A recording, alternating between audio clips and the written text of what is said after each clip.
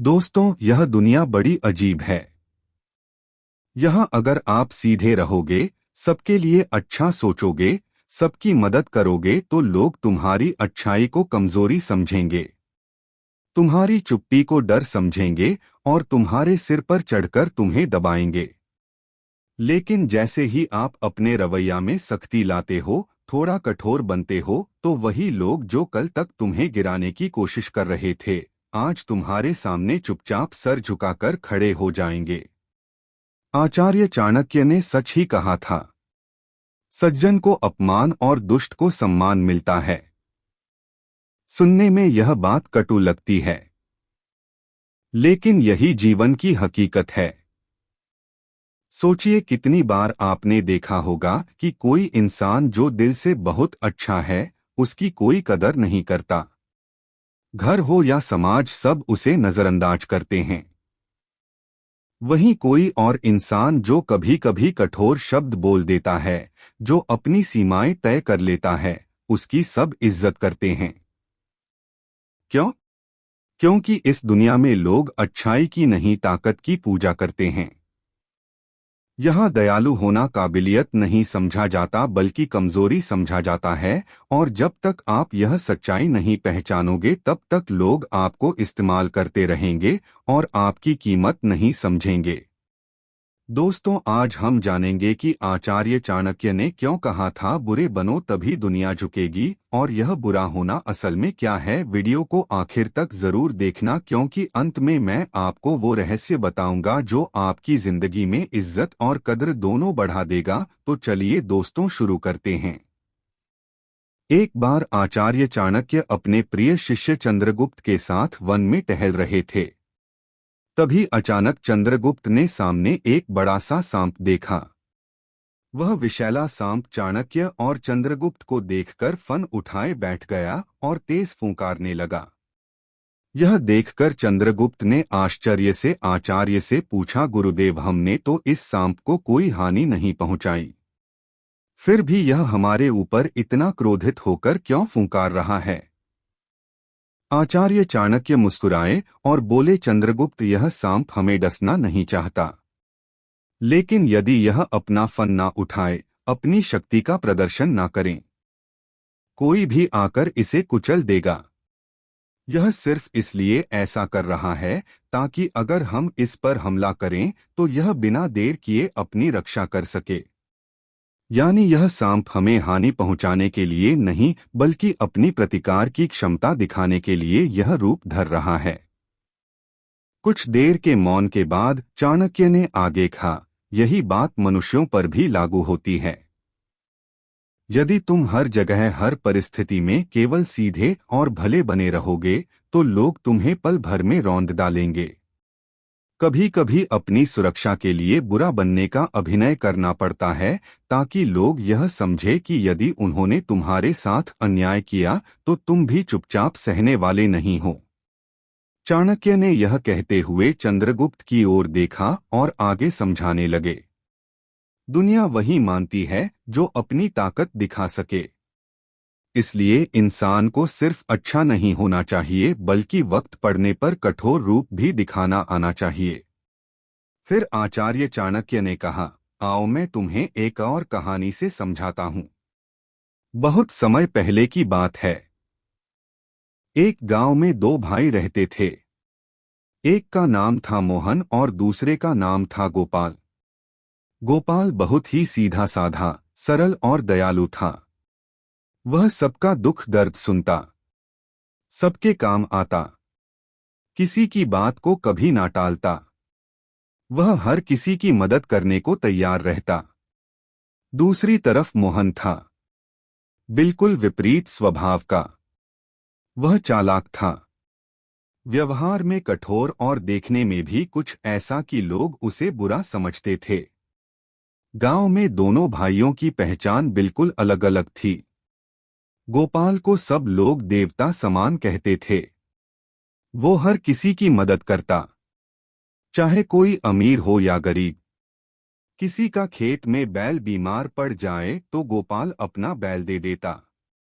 किसी को पैसे की जरूरत हो तो उधार दे देता और अगर सामने वाला लौटा ना पाए तो भी मुस्कुराकर माफ कर देता।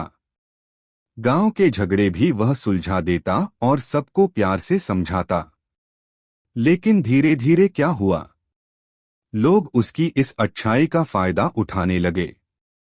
गांव के कुछ चालाक लोग जानबूझकर उससे उधार लेने लगे क्योंकि उन्हें मालूम था कि गोपाल कभी पैसे वापस नहीं मांगेगा।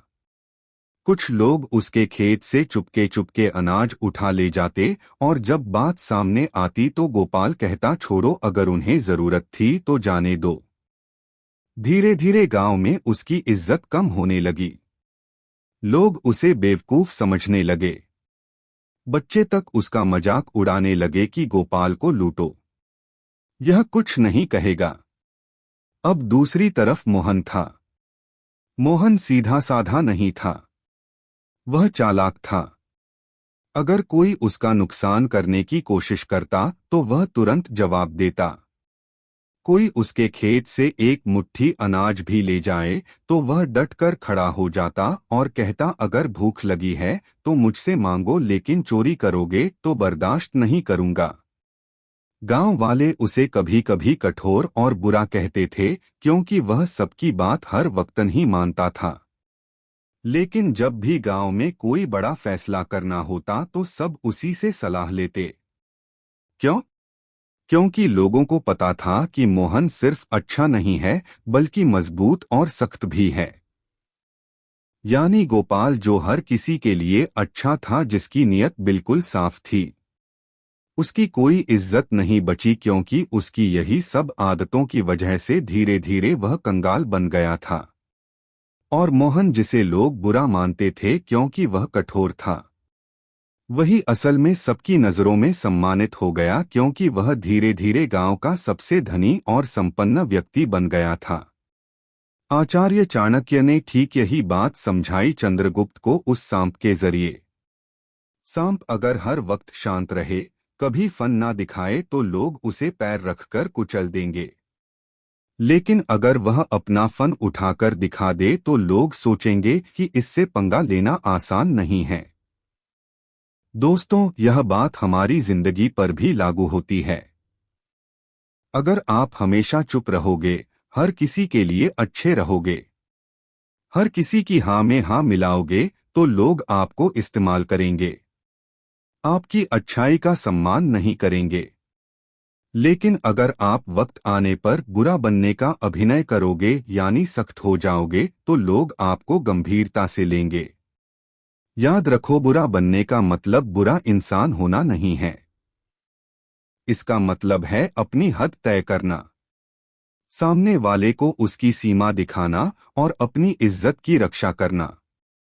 जैसे सांप हर किसी को डसता नहीं है, लेकिन अपनी रक्षा के लिए फन जरूर उठाता है, वैसे ही इंसान को भी हर जगह अच्छा बनने की जरूरत नहीं है। कभी कभी अपने भीतर के कठोर रूप को दिखाना पड़ता है क्योंकि जब तक लोग आपकी शक्ति नहीं देखेंगे तब तक वो आपकी अच्छाई को दबाकर आपको बेकार समझकर छोड़ देंगे।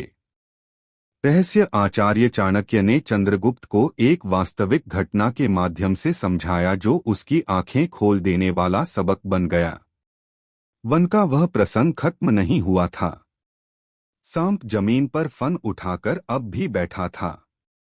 चंद्रगुप्त उसकी ओर देखता रहा और बोला, गुरुदेव, अगर यह सांप हमें नुकसान पहुंचाना नहीं चाहता तो फिर इतनी आक्रामक मुद्रा क्यों बनाए हुए हैं? क्या यह डर का संकेत है या ताकत का? चाणक्य ने गहरी सांस ली और बोले, चंद्रगुप्त, यह शक्ति का प्रदर्शन है। याद रखो, दुनिया उस इंसान की ही सुनती है जो अपनी ताकत का एहसास दूसरों को करा दे। सांप का यह फन उसका कवच है, उसका संदेश है, मुझसे टकराना आसान नहीं। यही बात मनुष्यों पर भी लागू होती है। अगर तुम अपनी ताकत छिपाओगे तो लोग तुम्हें कुचल देंगे, लेकिन अगर तुमने अपनी ताकत दिखा दी तो वही लोग तुम्हारे सामने सिर झुकाएंगे। चंद्रगुप्त कुछ देर चुप रहा। उसके मन में कई सवाल उमड़ने लगे। उसने कहा, गुरुदेव, क्या इसका मतलब यह है कि दुनिया अच्छाई की कद्र नहीं करती? अगर हम अच्छे बने रहेंगे तो लोग हमें कभी सम्मान नहीं देंगे। चाणक्य ने मुस्कुराकर उत्तर दिया, अच्छाई की कद्र तब होती है जब उसके पीछे कठोरता की शक्ति खड़ी हो। बिना शक्ति के अच्छाई सिर्फ एक बोझ है। लोग तुम्हें सज्जन नहीं, कमजोर समझेंगे। चंद्रगुप्त, यह मत भूलो कि जो सिर्फ अच्छा होता है उसका शोषण होता है, और जो अच्छा होकर भी ताकतवर है उसका सम्मान होता है। चाणक्य आगे बोले, मनुष्य का स्वभाव बड़ा विचित्र है। लोग अच्छाई से आकर्षित होते हैं, लेकिन उसी अच्छाई को अगर तुम हर समय दिखाओगे तो वे तुम्हें दबाने लगेंगे। इंसान की प्रकृति ऐसी है कि वह आसान शिकार को कभी नहीं छोड़ता। जो चुप है, जो हर बात मानता है, जो हमेशा हाँ कहता है, लोग उसे इस्तेमाल करेंगे। लेकिन जो वक्त आने पर कठोर हो जाता है वही सम्मान पाता है। उन्होंने चंद्रगुप्त से पूछा, तुम्हें क्यों लगता है कि जंगल का राजा शेर है जबकि जंगल में उससे कहीं बड़े और ताकतवर जानवर भी हैं? हाथी उससे बड़ा है। सांप उससे जहरीला है। मगरमच्छ उससे खतरनाक है। लेकिन फिर भी शेर को ही राजा क्यों कहा जाता है? क्योंकि शेर अपनी ताकत छुपाता नहीं है। वह वक्त आने पर गरजता है, अपनी शक्ति का प्रदर्शन करता है।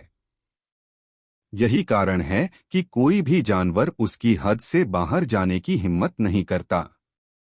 फिर चाणक्य बोले, चंद्रगुप्त, ज्यादा अच्छा होना भी एक तरह की मूर्खता है।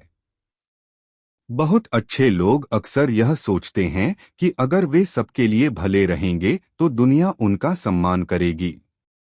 लेकिन सच्चाई यह है कि दुनिया उन्हें बेवकूफ समझ लेती है।